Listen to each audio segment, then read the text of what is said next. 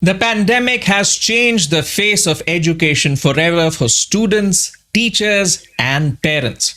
Amid shutdowns across schools last year saw remote learning in India take off, with many children discovering that a virtual classroom is no less an enriching experience when compared to a physical environment. Today, research suggests this move to online learning has helped children retain more information from their lessons in less time. Scores of students from all parts of the country joining this virtual learning revolution has also led to many initiatives being launched to bridge the digital divide and help children from all walks of life gain access to quality education from the comfort of their home. As distance learning enabled by technology gains traction in 2021, the edtech sector in India has made great strides in creating digital learning content, tools, and platforms to service the diverse needs of schools, teachers, and students.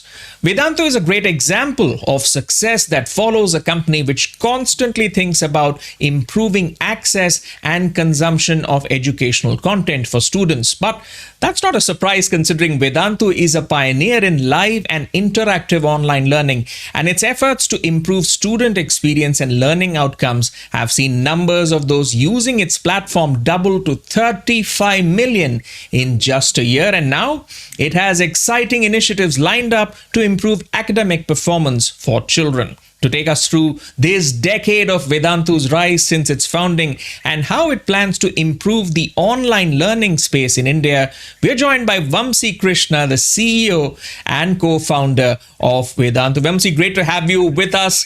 Let's start by looking back. Has Vedantu turned out the way you envisioned it at the time in terms of helping no child getting left behind from learning? First of all, thanks, Gautam. Lovely to be here. And yeah, very exciting times indeed, as you said. In fact, since you mentioned it, I should give this context. We were running an offline initiative before we started Vedantu, the same founding team.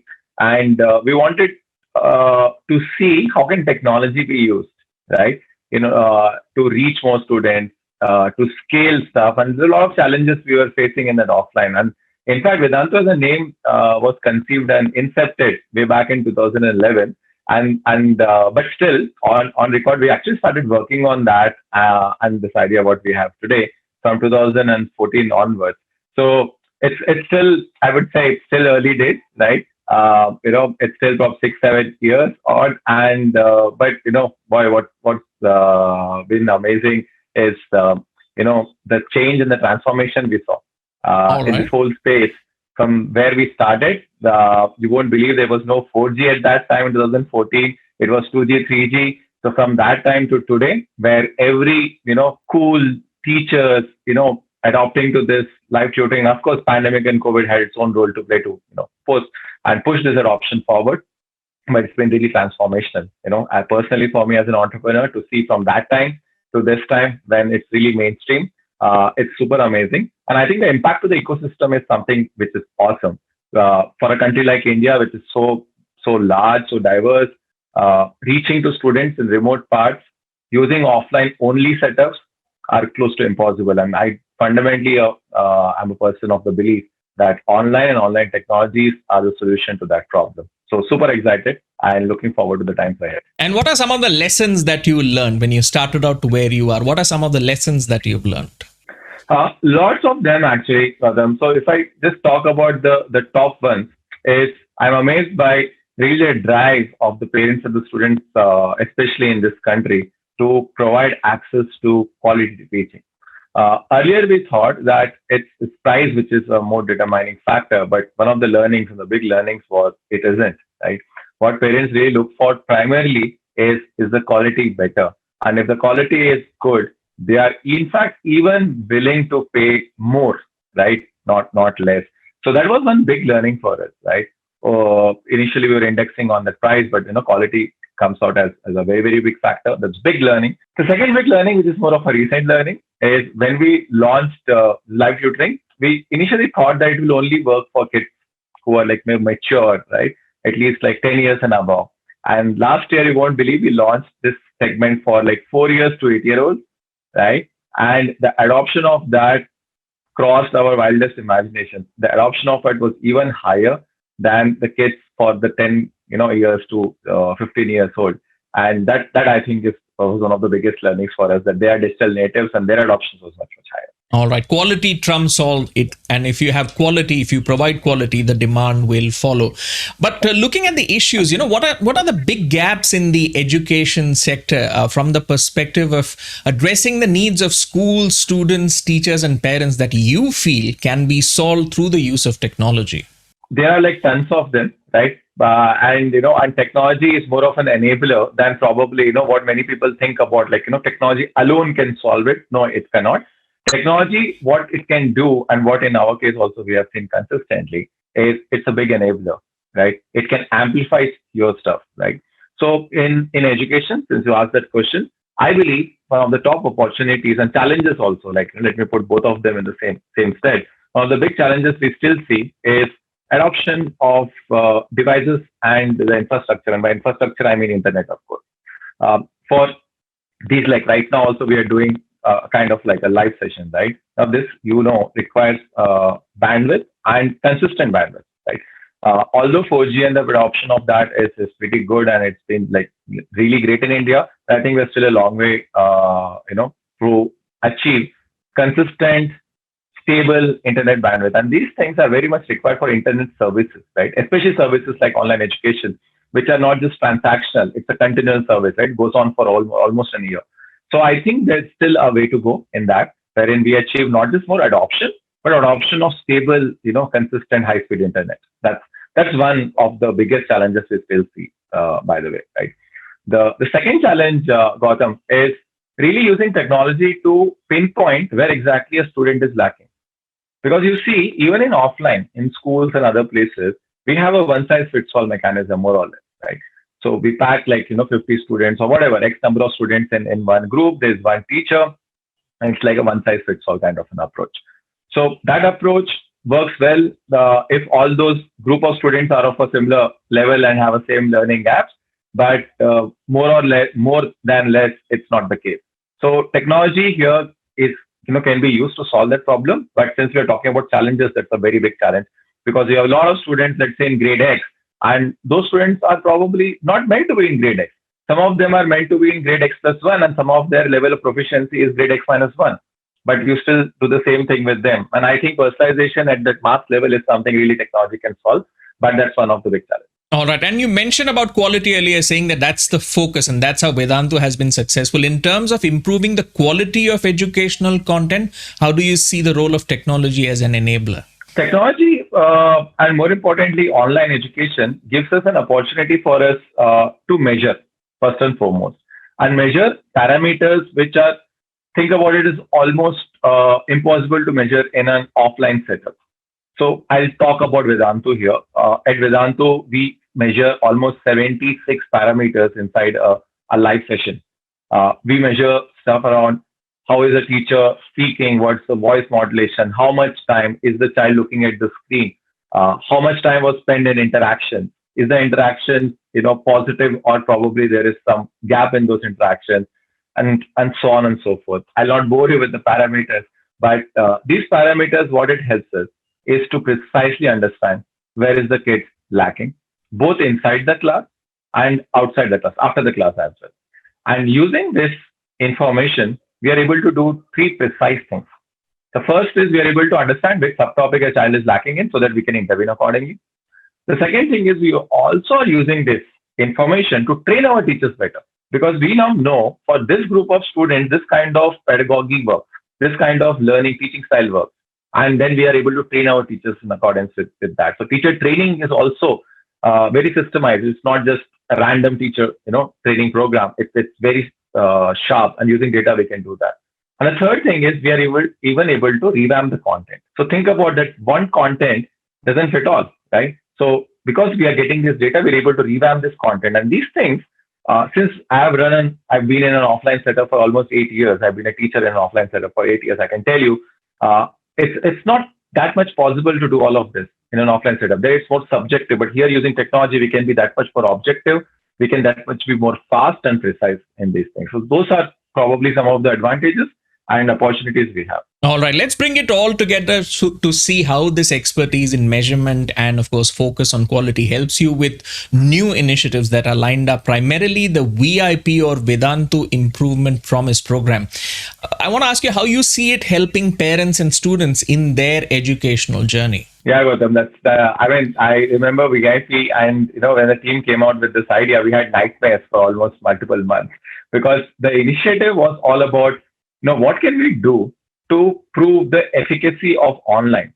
Because you see, Gautam, one of the challenges still is that online is new, and parents have a big issue still trusting an online system, right? Because they didn't study like that, they were not used to it. So we were thinking about what all more we can do to in order to create an awareness, not just awareness, create more trust on an online system.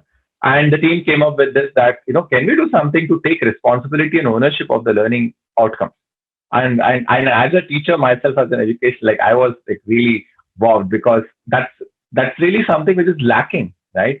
Forget online, it's lacking overall. When a child goes to any institute, online, offline, whatever, formal or informal, he's made to study, and then there are parent-teacher meetings, and in which the blame is all on the student, most of the cases, and we have been through that. So the idea here was, why is the institution not taking the responsibility? It's a joint responsibility. It's not just a child's responsibility.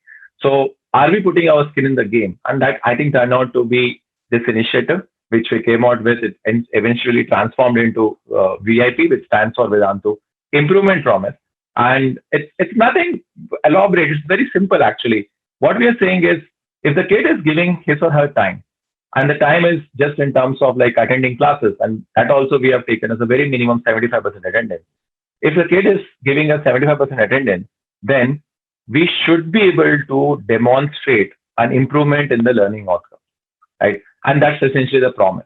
Now, just doing promise doesn't work. You have to put your skin in the game, and we did that. So we pushed this envelope further and said that if the improvement doesn't happen, then what? Then we are liable to give the entire fee back to the parents. No questions asked, right? And yes, this was the genesis of this program, and we are very, very proud to launch this. And I sincerely hope it just doesn't stay with Vedantu. I sincerely hope this is something which is taken up across the industry, because I think in education, outcomes are the most important, and it's high time institutions and organizations also take joint ownership on that. Absolutely. It's the trust and transparency and the responsibility that you take, which sort of brings down the defenses and calms down some of the nerves. Let me ask you more on this. The VIP program, as you say, is a promise to improve academic performance or getting the full course fee back, where Vedantu takes complete ownership and accountability for a child's progress. So you mentioned earlier about, the 76 parameters. Expand more on, how do you measure your responsibility towards helping the child and also the guarantee that comes with it? Great question, Gautam. So the 76 parameters are more parameters which we measure inside the class and outside the class once the student gets it and does this class. But for the VIP, we have started with initiatives and programs even before the child enters. So what we do is very simply, once the student comes in Vedantu, we administer a benchmark test. So we call it BMT, which is basically a benchmark test. What it essentially does is it sets a standard for where you are. We also use this naturally to benchmark the kid, and also give him according to that, give him a batch or I recommend a section, right? So that the level is calibrated. So it really helps us in that. That's one. Now, once that is set, now every month we essentially look at how is that movement going. Think of this as a height chart, Gautam, for lack of a better analogy. And just look at that. When you come, you're at a certain height, and then is that in height it's only increases, but here it can go up and down both. Yeah. So, and we also know what is the class average, right? And we also then look at, is the average and this, is it in accordance? It should at least diverge, not converge. And every month we do this. We even do parent-teacher meeting on top of this report, by the way, so that it's not just at the end of the year we are giving them a visibility. It's like it should be frequent. Now, this is more for parents, but internally what we do is use this and see that if the progress is not happening in the direction we intended, then we intervene at that point in terms of subtopics, some learning gaps, which essentially may not be doing nothing, which may not to do with anything which the child is currently engaging with, but maybe learning gaps from his past grades, right? Hmm. And there are a lot of such things which we encounter. So the whole idea is administer this benchmark test, then look at these parameters, intervene at the subtopics level, and really see that the child is growing. There can be academic interventions and also non-academic interventions. It can simply be a case of lack of motivation.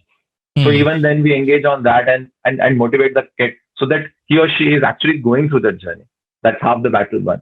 So these are the things which first we administer this test, then we Hmm. measure these metrics. This metrics gives us a sense of where is really the gap, and Hmm. then there is an intervention team which actually intervenes, right, basis those gaps. That's really how the whole journey works. Is there some feedback element for schools as well? Because as say when things go back to normal, and it's a sort of a hybrid model of learning where kids, of course, go to school in person and then take the online classes. Is there going to be a feedback mechanism for schools as well, so that the gaps that you identify, you and the schools can work together to improve academic performance of the child? You know what? That's a great idea, and it's an amazing idea. Given that right now it's online, and given also this current situation of pandemic and COVID, it is what it is. We currently are just giving this entire report to the parents. Yeah, right now, and of course, in a lot of these parent-teacher meetings and otherwise, they ask this question what you just asked, and they are free to share that to their class teachers in their schools or even otherwise, right? And we just encourage that doing that. Formally, we don't have. I mean, we have not yet tied up with formally any schools and all, and also given the fact that it's now COVID and it's all very distributed right now. But we give to the parents and they are free to hand over. But yeah, maybe in future, what you suggest is a great idea, and that's a good idea, Gautam. All right, I've got to ask this question. You being a teacher yourself, what was the response of your teachers when they heard of this new initiative? It is, after all, a mammoth task, and among the most important factors in this entire value chain is the teacher. So, what was the response for you when you initially heard it, and what was the response of the teachers in your team? Very, very funny. But it was an idea which actually came from the academics and the teachers division, right? So they were obviously very, very happy. Intuitively, we think about that it's more work for them. But I think, the teachers who are more motivated and driven, they actually love this, right? They just don't love to just go and teach, but actually love to see their kids improving. And if there is a demonstrable way in which we can prove that, I mean, that's so amazing and lovely. So actually in academics and the teachers division, they actually came up with this and they were pretty excited. But on the other side, we had nightmares coming from finance and legal department. So that was funny because obviously this is a big move, right? From that. So yes, I do remember those long discussions. But we always have kept student first at Mm. Vedantu. That's our core value: student centricity and obsession. So obviously, if this was the right thing to do for the student, Mm. it had to be done. All right. Perhaps because in India, high school is a sensitive time, people are very concerned about 10th and 12th board results. Nobody wants to risk going into that territory, but VIP is looking into this category. So tell us more about how and why you chose to address high school education with VIP. Yes, Gautam. I think for us, it was a very obvious decision because our kids were there, right? So the where all we should launch VIP was a direct function of where our kids are and which grades they're studying in. And as you know, we have kids all the way from early grades to all the way to 12th grade. So especially in 10th and 12th, which is high stakes, as you rightly said, right? Because in 10th you have boards, and in 12th you have these all competitive examinations, which every child has to give in order to secure a lecture seat in engineering or medical, right? So here it is all the more it's all the more important for us to come up and actually hold on to that promise, right? So yes, for all top examinations in the country like the IIT JE and the NEET, we don't just look at marks, but here in this particular case specifically, we look at rank improvement. Yeah. So the improvement here is specific not to marks but to the rank. So what we do is we have a benchmark test where we look at where the child is and we look at the range of the rank where the child is right now, and then what we aim to is to actually improve that range further, and that's the promise over here, right? So yeah, that's how it works. And ideally, what sort of result would you like to see? What result would make you happy when you see VIP delivering on its promise? Yes, Gautam. So in fact, we have an entire learning sciences team in Vedantu. It's a very big team, and they have done a fantabulous job in actually creating this entire benchmark framework. And so, without going into technical details, there's a lot of scientific stuff behind that. But one basis point improvement. So what the team has done is it's into levels, right? So there are, for lack of a better analogy, let's just think of it 4 levels. So when a student comes, we'll classify them into levels, right? And every level has its own sub levels, right? So the internal target we have taken is, unless and until he's at the top quartile, right? Which is like level 4. For all the other levels, I'll be happy as a team will be happiest if we are able to demonstrate at least one level improvement for every child who is entering Vedantu, right? From our internal perspective. Having said that, at VIP, the best thing is, Vadam, I should tell you that we have not even said that, if we demonstrate the level improvement, still if the parent is unhappy with the progress improvement, still we are liable to give the feedback, because that's how the transparency works, right? So although the promise is nothing to do with we demonstrating, right? It's actually about the parents feeling really that improvement has happened or not. But internally, the target we have taken is at least one level improvement. If that happens, I'll obviously be the happiest.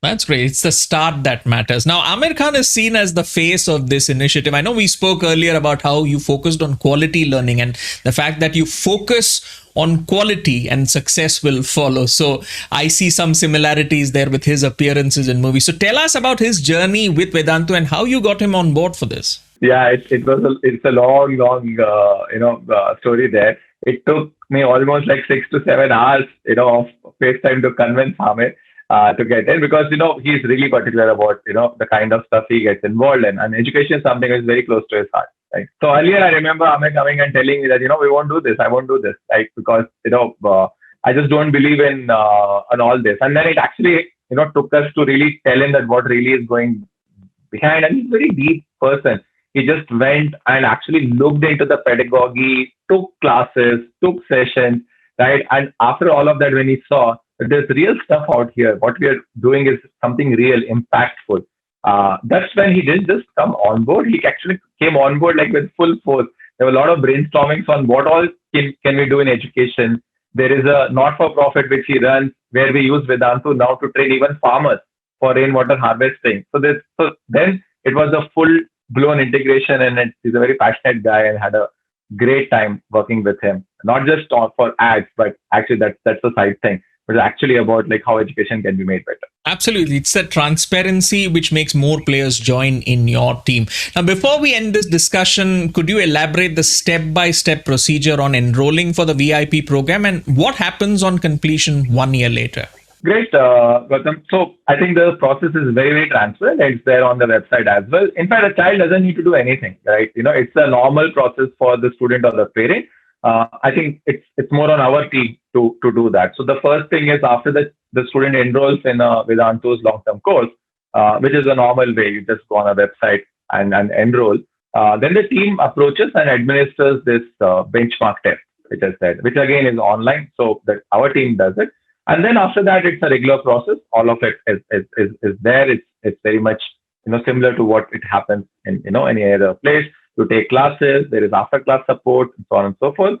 And every fortnight, right, approximately, there are tests which happen. And then we have the parent report, which goes on approximately every month. And we have parent-teacher meetings, which happens once a quarter, in which those progresses are discussed in a very elaborate setting. And this happens not at the end of the year, actually. This actually happens every quarter. And the parent would actually know that in every quarter's basis, like what's the displacement over there. So in a sense that they don't need to wait for a year. They would get a very good sense about how it's going on. And the year is when really the outside examinations happen, which is like school and all. And we do hope that if the improvement is happening internal there, it will happen. But if it is not, that is where probably, a parent is free to come back and say that, the improvement has not happened. And that's not something we want, because if the improvement has not happened, money doesn't compensate for it, but that's the least thing we can do and put our skin in the game. So yes, that's how it works. All right, those are all the details, and we look forward to seeing how this positive learning platform transforms the experience for everyone in the education ecosystem. Vamsi, thank you so much for joining us and sharing with us Vedantu's journey, and of course talking about the education space and gaps that need to be addressed, and discussing the newly launched VIP program. And we agree it's all about transparency and trust and responsibility, which helps everyone here emerge as a better person in the ecosystem. And we look forward to great results coming in from the program. But thank you again for joining us. This has been a great chat session. Have a good day. Thank you, Gautam, for having me over. You have a Thank you great so day. much, Vansi. Thank you.